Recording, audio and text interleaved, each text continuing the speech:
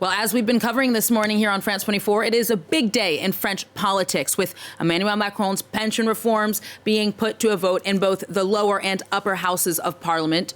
Our press reviewer, Diptyque Laurent, is here to take us through what the press has to say. Well, not a surprise, Aaron. It is really dominating pretty much all the major French papers today. Those contentious pension reforms have, of course, seen millions marching in the streets and holding strikes across France for a few months now. It is, in a way, Emmanuel Macron's moment of truth or hour of truth. That's what Libération, the left-wing paper, says on its front page. The reforms, as you said, will be put to the National Assembly, in particular the lower house, which has proven to be particularly hostile to these pension reforms. For the paper's editors, it's clear that these pension reforms are an quote, unfair right-wing reform that will penalize the most fragile people in France. Now, from the daily Le Parisien newspaper, they're also talking about it on their front page with a similar headline to Le Parisien. The longest day, they say, as the government, of course, will be working through the day and probably into the early hours of Friday morning, trying to make last-minute deals with each MP in a bid to secure the needed number of votes to pass through the reforms. There are three possible outcomes, Le Parisien says. Either it passes, so people, either the Parliament votes on it or it rejects it, or it might... Well, the government might force them through using a constitutional right. That third option is what the right-wing press has been focusing on. Dipty, what do they have to say? Well, it is on the focus of L'Opinion, the right-wing paper today, which says Emmanuel Macron is going in all or nothing, or double or nothing with these pension reforms.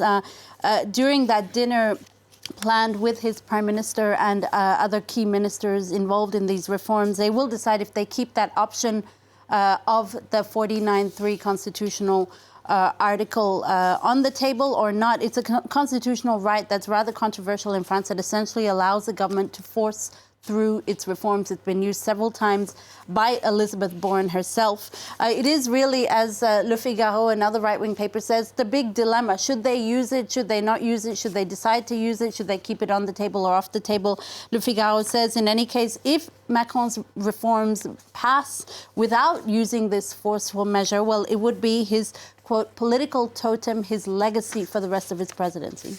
All right, let's change gears now, Dipty, and head to Italy, where for the first time in over a decade, 3 football clubs are in the quarterfinals of the Champions League. Unfortunately, though, one of those games was marred by violent fans. Well, let's start with the joyous headline from La Gazzetta dello Sport, which says Napoli makes it 3. Gazzetta rejoicing that Naples, after AC Milan and Inter Milan, have also made it into the quarterfinals after defeating the German side Frankfurt. On the flip side, though, the other Italian papers are focusing on the violence that overshadowed Naples' win.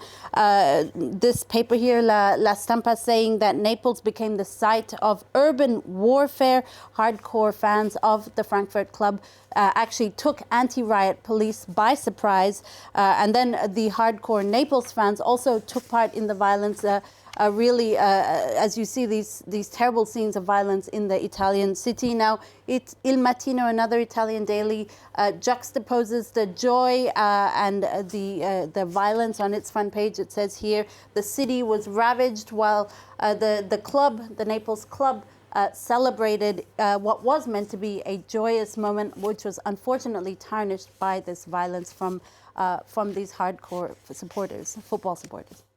Another story that the press is focusing on this Thursday, Dipty, is the U.S. finally appointing an ambassador to India after that post had been left empty for over 2 years. Yeah, all the more strange given how important the U.S. ambassador to India position is for U.S. diplomatic interests in the region, in particular to counter rising Chinese influence there as well. Well, that position had been empty for over 2 years, nearly 2.5 years, actually. The new ambassador is Eric Garcetti. He's a former mayor of LA and Joe Biden loyalist. The last years of his mayoral tenure were overshadowed, however, Aaron, by scandals. The Indian Express tells us Garcetti was criticized for a homelessness crisis in LA. He was dogged by corruption allegations at city council and slammed for his handling of protesters after the death of George Floyd.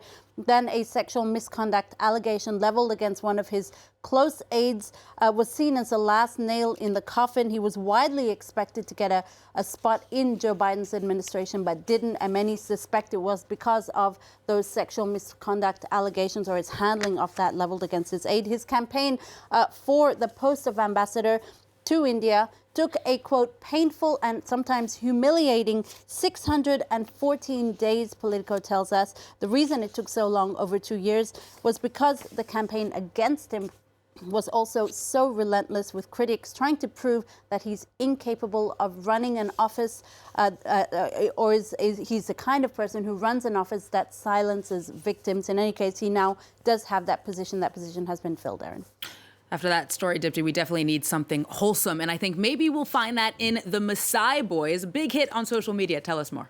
Yeah, Kanaya Kolong Parkepu, he's the first Maasai warrior, according to the Times of London at least, to be very present on social media, in particular YouTube and Instagram. He spent most of his life living with his tribe in the bush, but about a year ago he started making videos with his friends.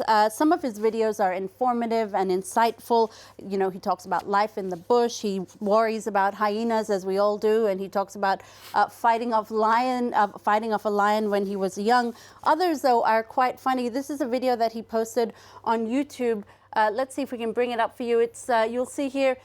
He and his buddies actually try burgers for the first time, and at one point they even make fun of one of their friends who eats the burger sideways. So you really get sort of a very fun, warm look at this tribe that is relatively unknown to the rest of the world. And it's such a great way for us to get a glimpse into their way of life that is ever more under threat these days, Erin. Eating a burger sideways, didn't I? Never would have thought to do that. But yeah, why not? Change the way we eat it. Dipti Laurent with the press review. Thank you very much.